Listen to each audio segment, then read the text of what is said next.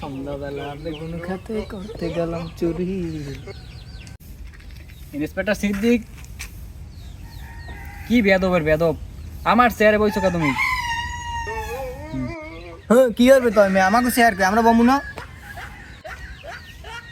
তোমরা তো সবই জানো কেস নাই, বাজেট এমনি কম, এই একটা চেয়ার পাইছি, এটি তো একটা লাগে না পলিসি, এর লেগে তো আমি, আমার তো বলা লাগে অন্তত, আমি এসিপি।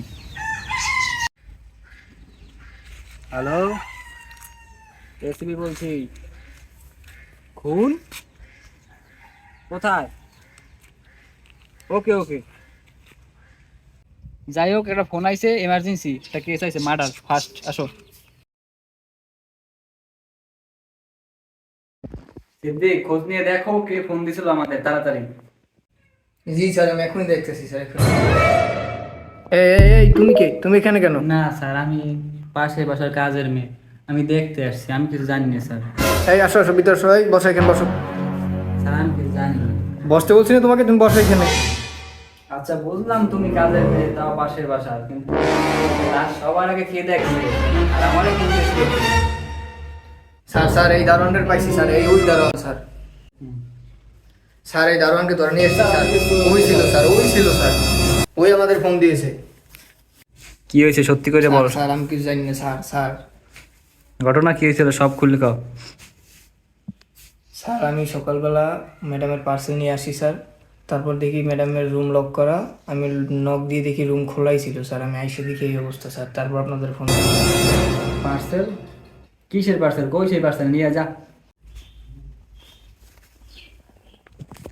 টি শার্ট মনে হচ্ছে। এটা কি স্যার? আরে এটা দিয়ে তো মনে হচ্ছে কোনো মেকআপের কিছু। এটাকে তাড়াতাড়ি বিউরোতে পাঠানোর যে ব্যবস্থা করো সিদ্দিক, আর ইয়ে করো, চালকের সাথে যোগাযোগ করো, দেখো এটা কি পাওয়া যায়। কে দিয়েছিল এটা, এই বিষয়ে কিছু জানো তুমি? চেনো ওকে? স্যার ওরে আরো অনেক আগেই দেখছি ম্যাডামের কাছে আসছে। স্যার গোলফটা 1 টাকা। তুমি এত বেশি বোঝো কা সবসময়, জানো না বাজেট কম, ইনভেস্টিগেশন জোগাড় করবা। বিউরো মারাইতে এসে বড় একটা সিজন নাই দু হালার কাজটা।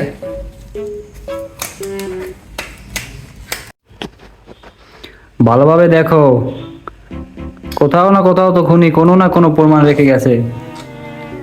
লাশটা উল্টো হয়ে আছে, তার মানে এটাকে উল্টো করে মারা হয়েছে স্যার। এই, লাশটা উল্টো হয়ে আছে, খেয়াল করছো? স্যার স্যার আমার মনে হয় লাশটাকে উল্টো করে মারা হয়েছে স্যার। বেদব, ইনভেস্টিগেশনের আগে কোনো কথা নাই, দেখো ভালোভাবে ইনভেস্টিগেশন করো।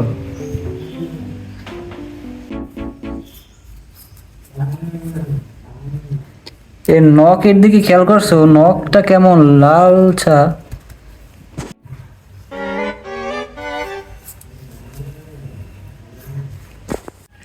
স্যার খুনি মনে হয় বাঁচার জন্য অনেক চেষ্টা করছে স্যার, দেখুন অনেক ধস্তাধস্তি করছে, কিন্তু তারপর বেচারি বাঁচতে পারলো না। স্যার এটা মার্ডার, আমি সেটা খুব নিশ্চিত, কারণ এই রুম খুবই এলোমেলো এবং খুনির সাথে অনেক ধস্তাধস্তি হয়েছে। স্যার দেখে যা বুঝলাম এটা নিঃসন্দেহে আত্মহত্যা স্যার, আই এম শিওর। না না না সিদ্দিক, কিছু না কিছু তো গোলমাল আছে, আমি শিওর এটা মার্ডার। আর খুনি যত বড়ই চালাক হোক না কেন, কোনো না কোনো ক্লু তো এই রুমের ভিতরেই আছে, ভালোভাবে পুরো রুম সার্চ করো।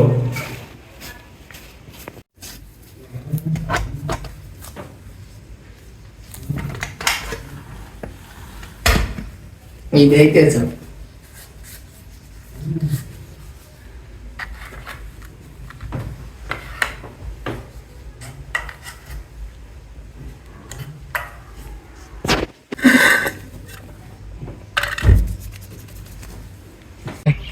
সিদ্দিক, কে হতে পারে খুনি? আমার তো এই কেস মাথায় ঢুকতে আসে না। কি করবে খুন? দারোয়ান করলো না, একজন পার্সেল দিয়ে গেল, পার্সেলের ভিতর পাইলাম একটা তুলি, তার ফিঙ্গারপ্রিন্ট ম্যাচ করলো না কারোর সাথে। খুনি কোনো প্রমাণও রাখতে যায় না, কিন্তু এমন তো কখনো হওয়ার কথা না, কোনো না কোনো প্রমাণ তো খুনি রাখবেই। স্যার আমার তো মনে হইতেছে স্যার ওই কাজের মেয়ের ভিতরেই ঘাবলা আছে স্যার, ওই খুন্ড করতে পারে স্যার। কেন তোমার মনে হলো কাজের মেয়ে খুনি? স্যার ওর মধ্যে অনেক সুন্দর ব্যাপার আছে স্যার। দেখেন আমরা যখন গেছি তখন কিন্তু আসে না, ও চোরের মতো আস্তে আস্তে আসছে স্যার। ওর মধ্যে নিশ্চয়ই একটা ঘাবলা আছে স্যার, আমি শিওর স্যার। ঠিক আছে, ডাকো ডাকো ওই কাজের মেয়েকে, নিয়ে এসো ওকে আমাদের ল্যাবে।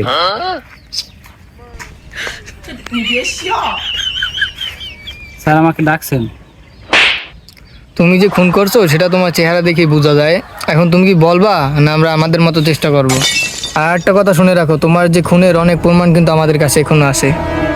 কি বলেন এসব স্যার? স্যার আমি কেন খুন করবো? আর আমি খুন করতে যাবো বা কেন স্যার? আমি আমি তো কিছু করি নাই স্যার। খুনটা তুমি কেন করলা বলো এখন। এই ফোনটা দেখো ভালোভাবে, ঠিক আছে? এটা চেনো? স্যার এটা তো আমার ফোন, আপনার কাছে গেল কিভাবে স্যার?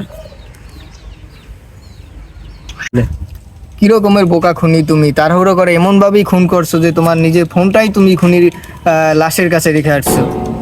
এখন বলো, তুমি বলো কিভাবে খুনটা করেছো, একবারে প্রথম থেকে শেষ পর্যন্ত সব এখন বলবা তুমি।